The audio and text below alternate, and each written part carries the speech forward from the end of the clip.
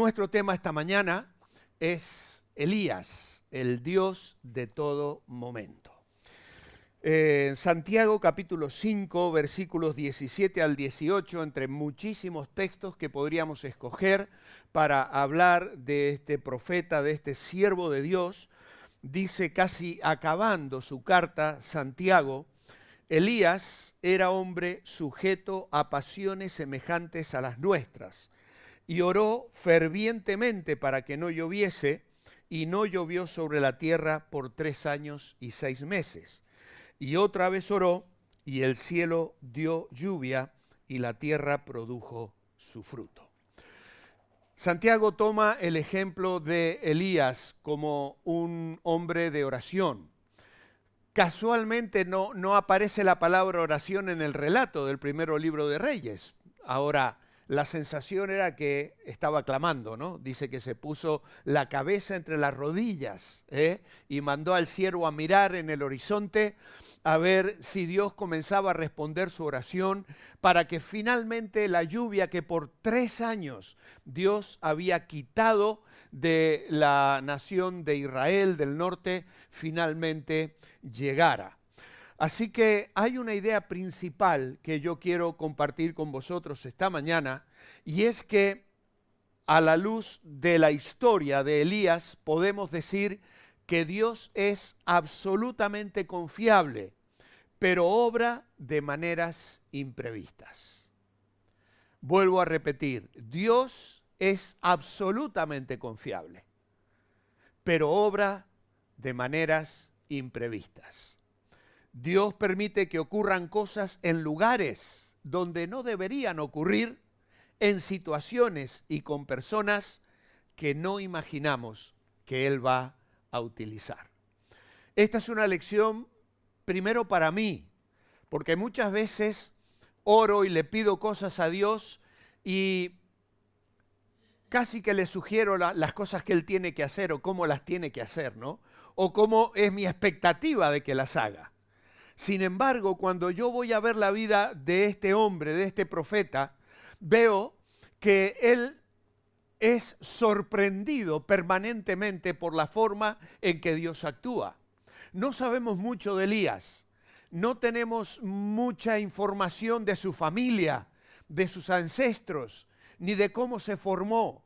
Él aparece allí en el reino del norte, se nos dice que era Elías Tisbita, y hay quienes sugieren cierta región allí del norte sabéis que Israel se había dividido en 2 naciones, la nación del sur que era Judá y la nación del norte, Israel. Y él aparece en medio del contexto de una nación entregada a la idolatría, al paganismo, bajo uno de los reyes más malvados que esa nación conoció. Y allí aparece enviado por Dios con un mensaje: no va a llover hasta que yo lo diga. Obviamente era palabra de Dios, es decir, Dios manda a su profeta a dar este mensaje. Y entonces comienza a vivir diversas experiencias que yo he señalado mientras preparaba este bosquejo sentado en casa de Gele el domingo pasado. Estaba pensando en que me tocaba hoy predicar aquí y me senté muy tempranito en la mañana en aquel comedor tan cálido de Gele y de Tito, y comencé a bosquejar la vida de Elías y puse estos 3 títulos, y son los que el Señor me ha confirmado para compartir con vosotros. Algo más breve de lo habitual, porque como sabéis, hoy tenemos la finalización de las clases de la escuela bíblica y los niños van a tener una participación especial, y antes vamos a tener un tiempito de café también. Así que los horarios están algo comprimidos hoy. Pero en primer lugar quiero decir que veo que este hombre que aprendió a confiar en Dios también tuvo que aprender que Dios obra de maneras imprevistas. Y en ese obrar, Dios estaba dejándole importantes lecciones para él y para nosotros. Y la primera de ellas es que Elías vive experiencias humillantes. Experiencias humillantes. Este título a lo mejor no nos va a gustar mucho, porque uno dice, bueno, eso de que Dios me tenga que humillar, de que Dios me lleve a vivir situaciones donde yo tengo que someterme y aprender la necesidad de la humildad. Recordemos que el Señor dijo que son bienaventurados los humildes. En el cielo no habrán personas que no hayan experimentado la humildad de espíritu, porque es precisamente el primer paso espiritual en nuestra vida cuando reconocemos que somos pecadores, que no podemos salvarnos a nosotros mismos, que tenemos que despojarnos de todo orgullo, de toda buena obra, de todo amor propio para inclinarnos delante de la cruz y reconocer al Señor Jesucristo como nuestro Salvador. Él es suficiente. No hay nada que yo pueda hacer para ser salvo. No hay esfuerzo, ni buena obra, ni medalla alguna que yo me pueda colgar. Por lo tanto, la primera lección que aprendemos cuando el Evangelio llega a nuestra vida es que somos pobres, que estamos quebrantados absolutamente, que estamos pendiendo del abismo, colgados de una ramita, y ya nos vamos a caer y no podemos salir de esa situación a menos que alguien venga a echarnos una mano y nos levante y nos saque. Y ese es el mensaje del Evangelio. Él es nuestro Salvador. Él nos saca y dice el salmista, no solo estaba pendiendo de un precipicio, estaba hundido en el fango. Y de allí me levantaste para ponerme en una roca. Y eso lo hace Dios. Dios es el único que nos puede salvar. Y lo hace a través de Jesucristo. Pero ¿por qué aprende Elías experiencias humillantes? Bueno, en primer lugar, nos dice en 1 de Reyes 17 que después de proclamar a Acab que el cielo quedaría cerrado y que no habría lluvia sino por su palabra bajo el mandato del Señor, Dios le dice, ve a esconderte junto al arroyo de Querit.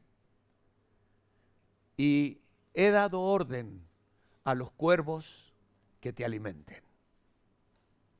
Pero ¿sabéis una cosa? En Levítico 11 se nos informa que los cuervos eran uno de las aves consideradas inmundas. ¡Inmundas! Levítico capítulo 11, verso 13 al 15 lo dice claramente. El cuervo junto con otras más están enumeradas allí como aves inmundas. Señor, ¿no pudiste escoger una paloma? ¿No pudiste buscar un águila o un animal limpio que volase por los cielos de una forma poderosa? Tenía que ser justamente un cuervo que se alimenta de carroña, de animales muertos. Pues podemos discutir muchas cosas acerca de esto, alegorizar y suponer, pero sí hubo una lección que Elías tuvo que aprender, es a humillarse. Tuvo que recibir el alimento que estos animales inmundos le traían, alimentado por un cuervo. Pero la cosa no cambió mucho, porque cuando se secó el arroyo y el Señor lo mandó a otro lugar, ¿sabes quién le tuvo que alimentar? Una viuda, una mujer viuda. Y las viudas eran personas que debían ser ayudadas. Eran personas a quienes el pueblo de Dios tenía que cuidar. ¿Cómo es esto, Señor, de que vas a mandar a una pobre viuda a ser el medio por el cual el siervo iba a ser sostenido? Pues otra lección de humildad para Elías. Pero no solo era una viuda, además era gentil.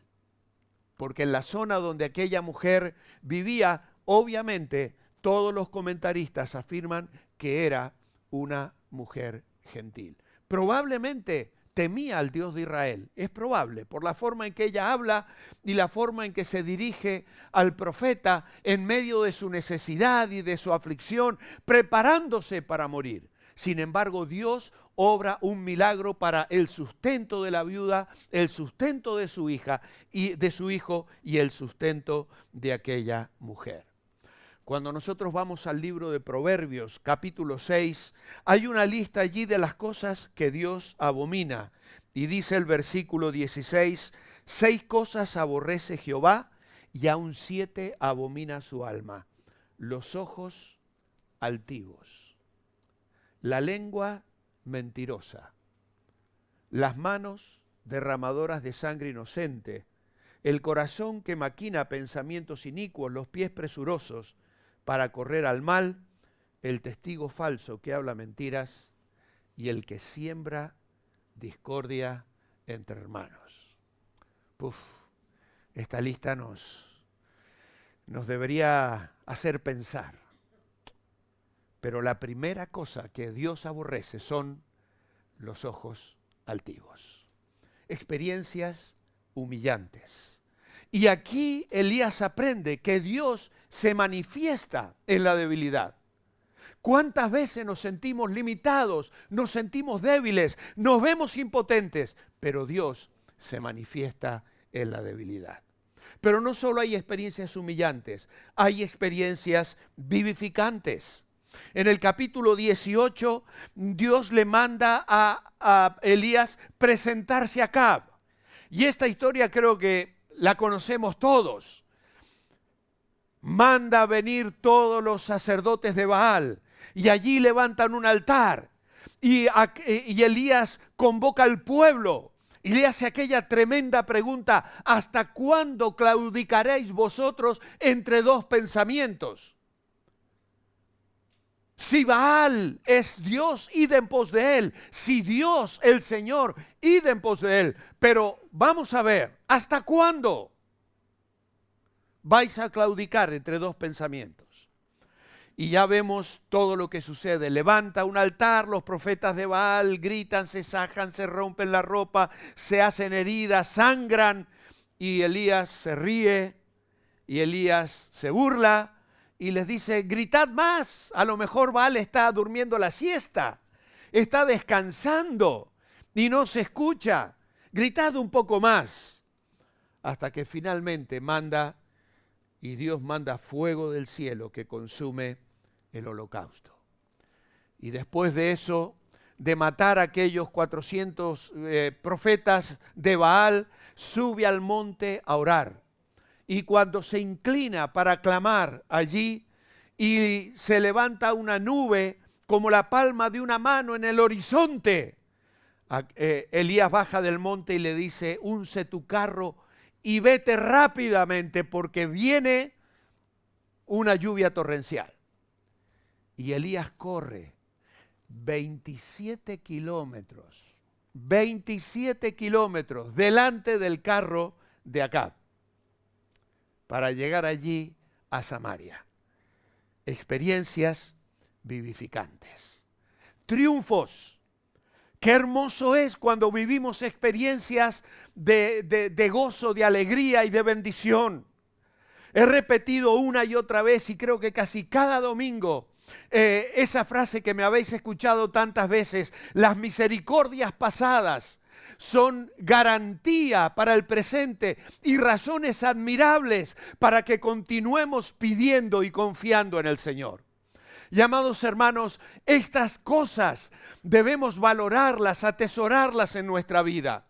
Situaciones de quebrantamiento donde hemos tenido que caer de rodillas en humildad y decir: Señor, soy débil, sálvame, Señor, te necesito, Padre. Nuestros hijos deben saberlo, nuestros nietos deben saberlo, nuestros hermanos en la fe deben saber cómo el Señor ha trabajado en nuestras vidas. Experiencias que nos humillan, pero experiencias que nos bendicen, que nos desafían. Los triunfos, la provisión abundante. Cuando hemos visto el poder, la gracia y la mano de Dios solventando, liberándonos, trayendo respuesta a nuestro clamor. No olvidemos esas situaciones, tenemos que valorarlas y contarlas, comunicarlas y por ellas adorar al Señor del cielo. Y finalmente, experiencias desafiantes. Experiencias desafiantes. Elías tuvo que aprender a través del desaliento. Porque después de esta gran victoria,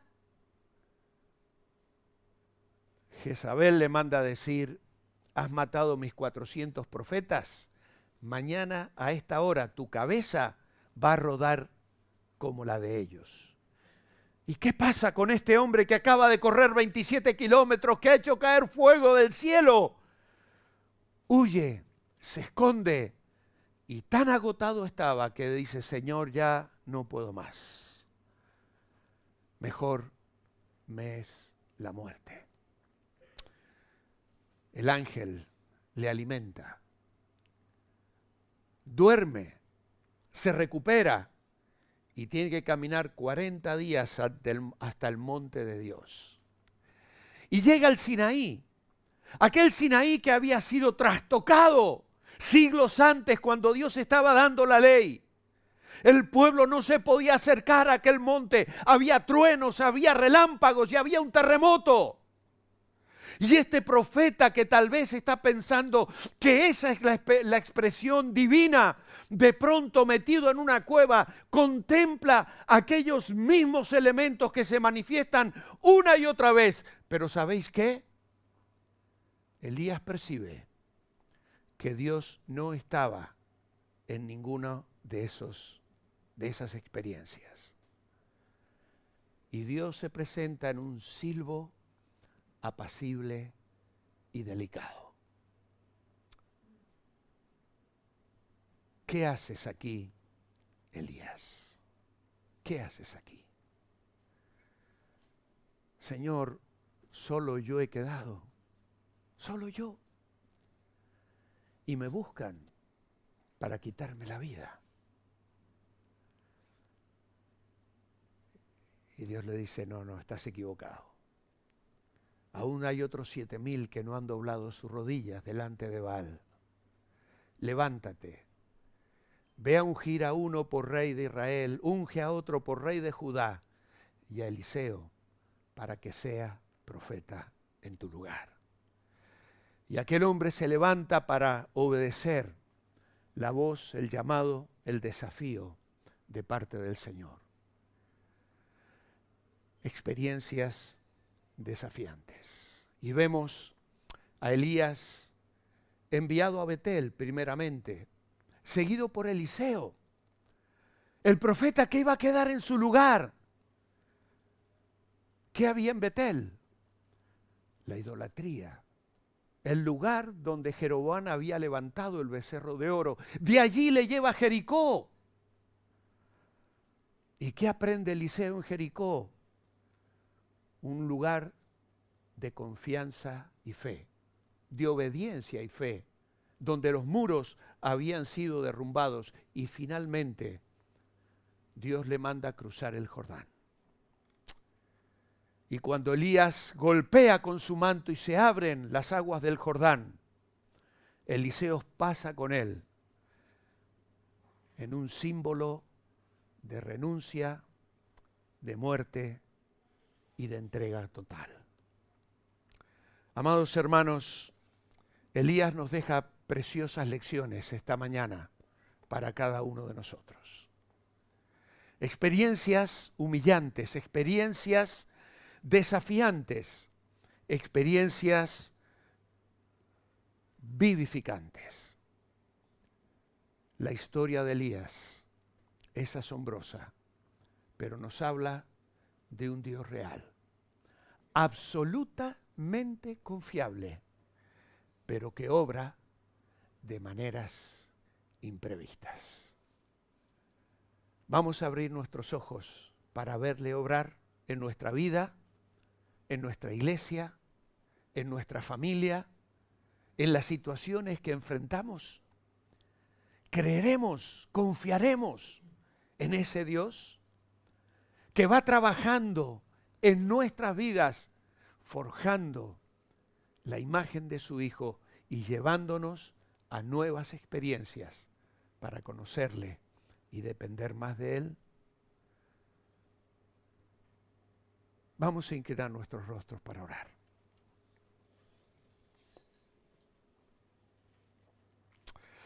Amado Padre, gracias queremos darte en esta mañana porque tú eres un Dios todopoderoso, un Dios absolutamente confiable.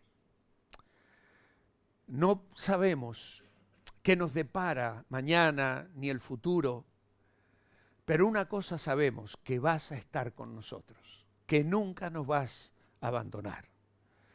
Y Señor, sean experiencias que nos enseñen la humildad y la dependencia. Sean experiencias que nos hagan sentir la realidad de tu presencia y el poder de tu gracia y misericordia, obrando milagros en nuestras vidas. O sean situaciones donde tengamos que ejercer fe, sabiendo, Señor, que tenemos que dar un paso, que tenemos que poner nuestras plantas en las aguas del Jordán para que éstas se abran. Oh Señor, que no fracasemos, que no bajemos la mirada, que no nos acobardemos. Señor, eres imprevisible, no te podemos controlar, ni te podemos decir cómo hacer las cosas, pero sabemos que las harás y que en tu amor, en tu gracia y en tus promesas, siempre, siempre, siempre habrá bendición para nosotros. Porque así lo prometes. El bien y la misericordia me seguirán todos los días de mi vida. Señor, ayúdanos a confiar, a depender de ti y a tener los ojos abiertos cada día para ver cómo obras y te glorificas en nosotros. Lo pedimos en esta mañana, orando en el nombre de Jesús. Amén.